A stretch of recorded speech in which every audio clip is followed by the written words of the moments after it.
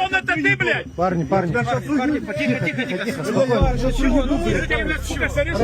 Зачем 10 литров, блядь?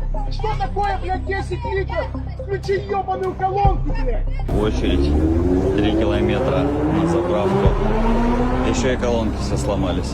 Вот где дают жару. Москва, 2026 год. Ты возрасте, блядь, сука! Ты что, долбоёб, блядь, а? Я сейчас съемну гондон. Пидорас, блядь, ебланы, блядь. Пидорас, сука. Ты чё, дядя, успокойся, Дядь, дружище, все, успокойся, ты чё? Сейчас ёбнешь его, потом отвечать. Ты хуй с ним.